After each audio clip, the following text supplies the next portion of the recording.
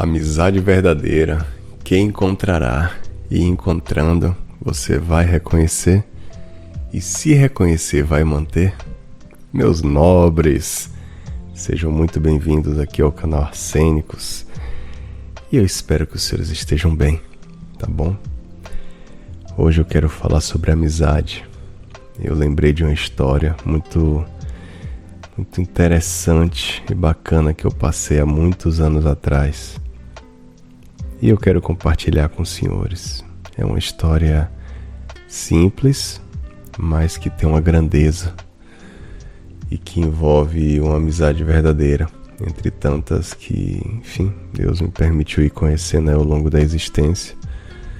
Muitas pessoas, se foram, outras pessoas permaneceram e tá tudo bem. Enfim, basicamente o jovem Arsênicos conheceu uma moça.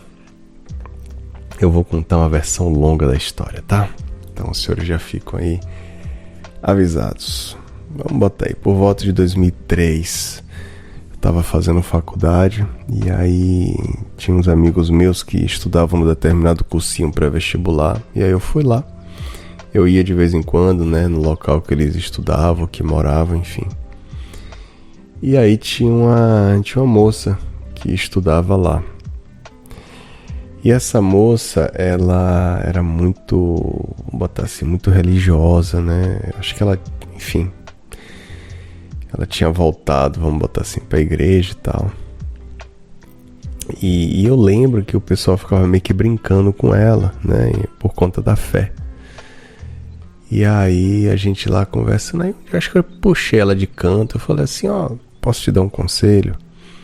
O pessoal gosta de brincar e tal, mas assim, se eu fosse você não dava muita bola não, Porque quanto mais você se importa, quanto mais você fala, mais o pessoal vai querer ficar brincando e falando, Você acaba dando corda.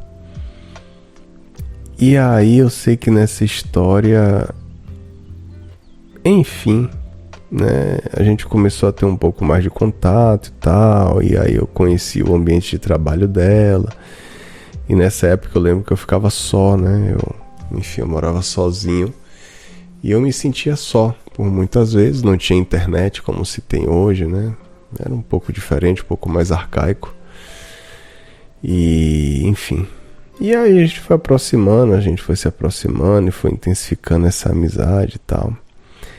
Eu sei que aí começou a surgir um interesse, E aí nessa história, ela disse que tinha feito uma prova com Deus. Quem é de igreja vai entender esse linguajar.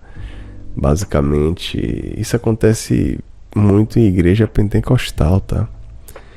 A pessoa quer saber se deve tomar uma direção ou não, e aí faz as chamadas provas com Deus. Isso tem base no Antigo Testamento. Existem algumas pessoas que fizeram prova, Não vou entrar aqui no juízo de se é bom, ruim, certo ou errado. Cada um em tese deve saber o que faz. E ela fez essa tal dessa prova, acho que umas 2 provas, e nas provas foi se confirmado que era para nós estarmos juntos, namorando. E aí eu entendi que tá, tudo bem, então vamos começar a namorar. E aí começamos um relacionamento. Mas não era uma coisa assim muito agradável. Eu nem falo dela em si, A união nossa. Sabe quando 2 pessoas não se encaixam? É basicamente isso. Então, a gente simplesmente foi levando, Foi empurrando esse relacionamento. Foi de alguns poucos meses. Eu sei que aí eu realmente não queria mais, mas enfim, a gente foi levando e tal. Só que essa história de Deus falou, pra mim era uma coisa muito forte, Só que realmente estava ficando chato, insustentável e tal, não tava gostando, não tava legal. Mas e aí? E pra terminar, como é que a gente faz?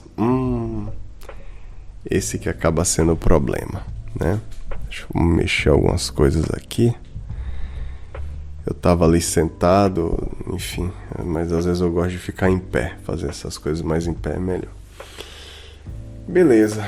E aí eu sei que nessa história entra a questão da amizade, né? Eu tava conversando com um desses meus amigos, que já é amigo de longa data, né? E aí eu expliquei a situação pra ele também não sabia exatamente assim o que fazer, e aí ele veio com a ideia de chamar um pastor da igreja dele pra eu contar a situação e buscar aconselhamento.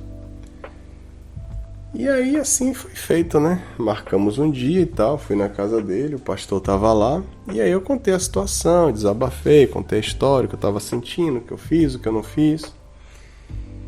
E aí esse pastor falou, meu irmão, sai dessa barca furada, né? Se afaste dessa situação, não é pra você e tal. Assim, eu tô resumindo porque a situação era um pouco mais complexa, né? Mas enfim. Eu até cheguei a contar uma vez no programa do Hernani, agora eu vou lá saber qual foi o episódio, já faz muito tempo, né? E eu mudei a voz, eu mudei bairros, mudei nomes e tal. Naquela época eu era muito mais receoso com essa questão de mostrar meu rosto, né, no mundo masculinista, porque eles, né, podiam estar querendo saber quem somos nós e enfim. E aí, e aí esse cara falou, não, brother, sai disso, não dá certo e tal. Isso me impulsionou, isso me deu assim um gás a mais para eu fazer aquilo que eu já deveria ter feito. Eu lembro que quando eu chamei ela pra acabar relacionamento, eu não sei hoje em dia como é que se faz pra acabar relacionamento, né? Mas antes da era da internet, né? Antes da era do namoro virtual, geralmente você ligava pra pessoa. Rapaz, é lenha. É a ligação que nem o namorado quer receber, né? Fulana, tudo bom? Ó, eu tô precisando falar com você. Acabou. Falar o quê? Não pode ser aqui pelo telefone, tem que ser cara a cara. Eita, poxa, aí, meu irmão, aí você já sabe que você selou, né? Ah, por que não fala aqui? Não posso falar aqui, tem que ser cara a cara e tal.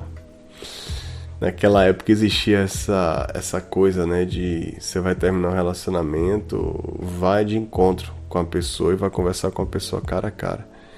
Engraçado que são conceitos que pra gente eram tão normais, né? Mas hoje em dia realmente são muito diferentes. Enfim, eu sei que aí depois ela falou que passou mal no trabalho. Essa menina, essa moça, né?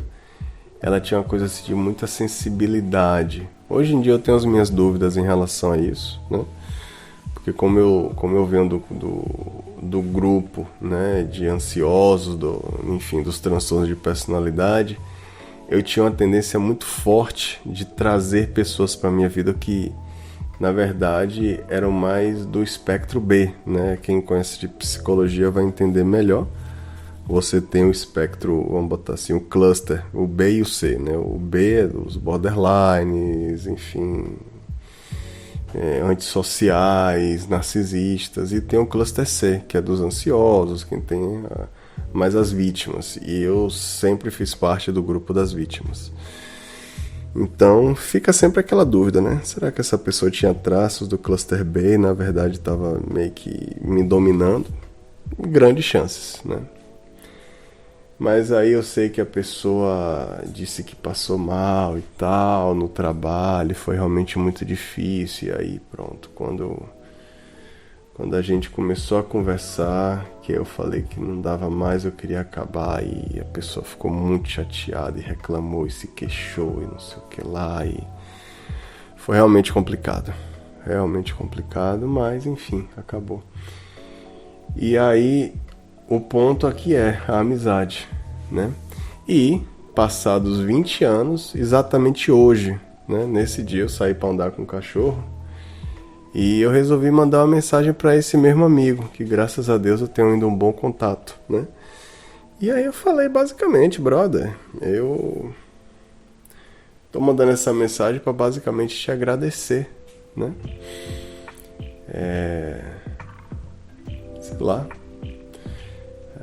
Você me ajudou, ou seja, de certa forma você chamou o pastor, a gente conversou e tal, e ele depois respondeu a mensagem, Deus também já te abençoou, né, pra me ajudar em algumas situações minhas e tal, e é muito bacana, né? Então assim, eu deixo aqui o meu conselho, amizade. Não é fácil encontrar, mas se você encontra um bom amigo, não precisa agarrar com unhas e dentes, porque o bom amigo é como uma abelha no jardim, né?